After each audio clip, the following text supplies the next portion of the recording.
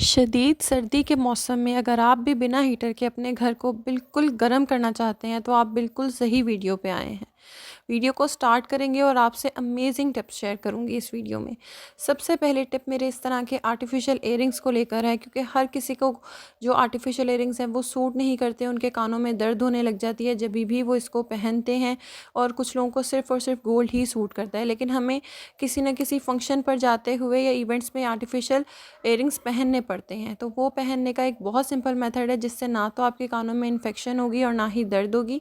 जो nail polish होती है जो हम अपने नेल्स पे यूज़ करते हैं, आपने इसकी बैक साइड पे थोड़ी सी नेल पॉलिश लगा के इसको ड्राई कर लेना है और फिर आपने इसको आराम से सुखा के आपने पहन लेना है। इससे आपके कानों में ना तो दर्द होगी ना ही इन्फेक्शन होगी, बल्कि बहुत ईजीली आप ये इयररिंग्स अब पहन सकते हैं, इंजॉय कर सकते हैं और अपने इवेंट्स को गुजार सकते हैं। चलते हैं नेक्स्ट स्टेप की तरफ। आप देख सकते हैं कि मेरे ये जो स्कूल के बच्चों के शूज़ होते हैं ये बहुत डल हो जाते हैं, लेकिन इनको बिल्कुल नए जैसा चमकाने का बहुत सिंपल मेथड है। आपने ले लेनी है वेसलीन और टिशू। आपने थोड़ा सा टिशू के ऊपर वेसलीन को लगाना है और उसके बाद आपने अपने जूते जो हैं इससे साफ़ कर लेने हैं। चाहे स्कूल के जूते हों या कोई भी लेदर के जूते हों, इनफैक्ट बैग्स भी। अगर आप इस तरीके से वेसलीन से क्लीन करेंगे तो यकीन जाने उनकी जान लेदर की वापस आ जाएगी, शाइन वापस आ जाएगी और आपके जूते, बैग्स, हर चीज़ बिल्कुल नए जैसे चमकना स्टार्ट हो जाएंगे। इतने तो पॉलिश से भी नहीं चमकते जितना वेसलीन इनको चमका देती है। तो जो लेदर है वो बहुत अच्छे से शाइन करने लग जाती है और बिल्कुल न्यू जैसी हो जाती है। तो अब आपको डिफरेंट पॉलिशेस या फिर और चीज़ें ख़रीदने की ज़रूरत नहीं है, बल्कि घर में ही वैसलीन और टिशू के इस्तेमाल से आप अपने जूतों को, अपने बैग्स को बहुत बेहतरीन तरीके से चमका सकते हैं। रिज़ल्ट्स आपके सामने हैं कि जिस जूते को मैंने साफ़ किया है वो किस तरीके से शाइन कर रहा है और बिल्कुल नया जैसा लग रहा है, और दूसरा जूता कितना डल लग रहा है। तो है ना, बहुत ही अमेजिंग, सस्ती और बहुत ही ज़बरदस्त सी टिप। आई होप ये टिप आपको पसंद आई होगी। चलते हैं अपनी अगली टिप की तरफ। जैसा कि आप जानते हैं सर्दियों का मौसम है और सर्दियों के मौसम का ख़ासा ताल्लुक़ है अंडों के साथ, क्योंकि इस मौसम में हम बॉयल अंडे खाते हैं, अंडों का इस्तेमाल करते हैं क्योंकि अंडे गर्म होते हैं और हमारी सेहत के लिए भी बहुत अच्छे होते हैं। इसलिए जब भी आप अंडे लेकर आएँ, आपने एक बोल में पानी लेके चेक कर लेना है अंडों को। अगर तो अंडा नीचे तक बैठ जाएगा तो इट मीन्स अंडा बिल्कुल सही है, लेकिन अगर ऊपर तैरने लग जाएगा तो इट मीन्स हमारा अंडा ख़राब है। तो अंडों को ज़रूर एक दफ़ा चेक करके इस्तेमाल करें। अगली टिप मेरी इस तरह की हमारी बेडशीट से रिलेटेड है। आप जानते हैं कि जब भी हम बेडशीट तय करते हैं, एक बेडशीट निकालो तो दूसरी गिर जाती है, उसकी तय ख़राब हो जाती है और सबसे ज़्यादा प्रॉब्लम तब आती है जब इनके जो पिलो होते हैं, कवर्स जो होते हैं ना, वो गुम हो जाते हैं। तो इनको संभाल के, समेट के और बहुत अच्छे से ऑर्गेनाइज़ करके रखने का एक बहुत सिंपल मेथड है। आपने चादर के अंदर जो है ना, तकिए, जैसे मेरी बेडशीट्स के साथ 4 पिलोज़ होते हैं, तीन तकिए जो गिलाफ़ हैं वो मैंने इस चादर में रख दिए हैं और एक गिलाफ़ मैंने बाहर रखा है। अब इस एक तकिए के गिलाफ़ के अंदर ही मैं बाकी की जो अपनी चादर जो मैंने तह की है वो मैं डाल दूँगी। इससे जो है मेरी अलमारी भी ऑर्गेनाइज़ रहती है, क्योंकि इसकी तह ख़राब नहीं होती, कवर्स बाहर नहीं गिरते और कवर्स गुम भी नहीं होते। तो इस तरह की छोटी-छोटी टिप्स जो हैं वो हमारी घरदारी में काम आती हैं, हमारी अलमारी को ऑर्गेनाइज़ रखती हैं। जब भी आप किसी के सामने भी इस तरीके से अलमारी खोलेंगे तो वो देखने में भी बहुत ही ज़्यादा हसीन और ख़ूबसूरत लगती है कि इतनी मैनेज्ड अलमारी है। तो इस तरीके से जब आप इक्वली सारी चादरों को तह करके रखेंगे तो वो पड़ी हुई भी बहुत अच्छी लगेंगी, साथ ही साथ आपके मुश्किल आसान होगी, बार-बार ना तो तय करने की ज़रूरत पड़ेगी और ना ही कवर्स ढूँढने की ज़रूरत पड़ेगी। इस तरीके से छोटी-छोटी टिप्स हमारी ज़िंदगियों को आसान बनाती हैं। अगली टिप मेरी इस तरह की सूबी को लेकर है, जो लोहे वाली सूबी हम बर्तन धोने के लिए इस्तेमाल करते हैं। इसकी तरफ हम तवज्जो नहीं देते, लेकिन इसके अंदर खाने के पार्टिकल्स फँस जाते हैं, वो स्मेल भी पैदा करते हैं और जरासीम भी, और फिर हम इसी से बर्तन धो लेते हैं। तो इसको ज़रूर हफ्ते में एक बार क्लीन कर लिया करें। क्लीन करने का बहुत सिंपल मेथड है। थोड़ा सा पानी लें पैन में, उसमें सिर्फ़ और सिर्फ 1 चम्मच आपने नमक ऐड करना है, क्योंकि जो नमक होता है वो जरासीम कश होता है और जरासीमों को मार देता है। तो 1 चम्मच हमने इसमें नमक ऐड करना है। नमक ऐड करने के बाद हमने कोई और चीज़ नहीं ऐड करनी, बल्कि सीधा हमने जो सूबी है अपनी लोहे वाली वही इसमें ऐड कर देनी है और हमने थोड़ा सा इसको जो है ना उबाल लेना है। जैसे 2-3 उबाले हमने इसको दिला देने हैं। इससे जो है सारी डर्ट, सारे फूड पार्टिकल्स, सारी गंदगी इस जाली में से बेहतरीन तरीके से निकल जाएगी और हमारी जाली जो है ये बहुत अच्छे से साफ़ हो जाएगी। अब आप देख सकते हैं कि पानी कितना गंदा हो गया, सारी डस्ट और गंदगी निकल गई है और जो मेरी सूबी है वो बहुत अच्छे से क्लीन हो गई है, साफ़ हो गई है।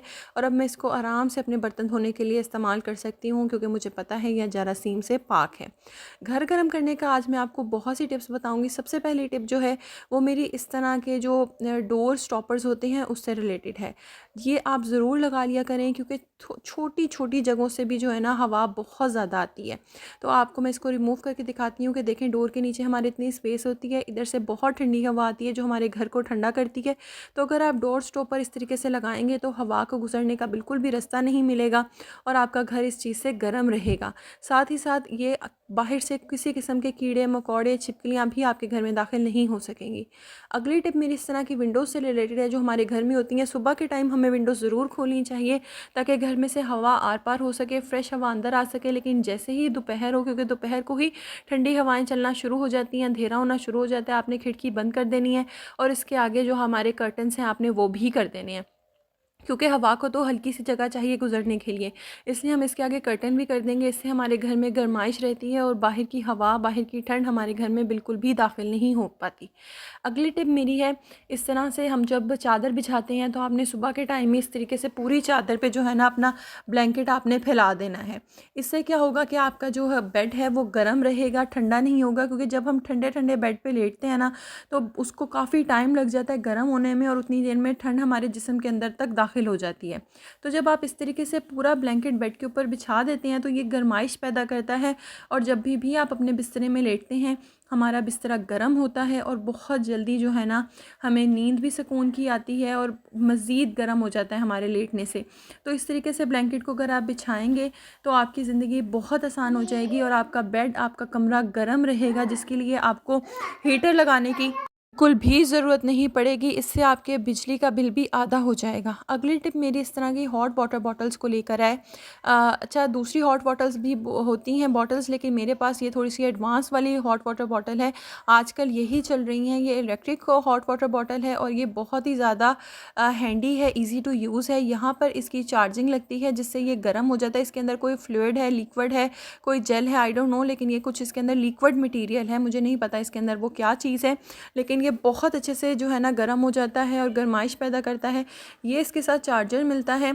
अगर आप जानना चाहते हैं कि यह मैंने कहाँ से ली है और कितने की ली है तो मुझे कमेंट बॉक्स में ज़रूर बताइएगा, मैं आपको इसकी डिटेल्स भी दे दूँगी।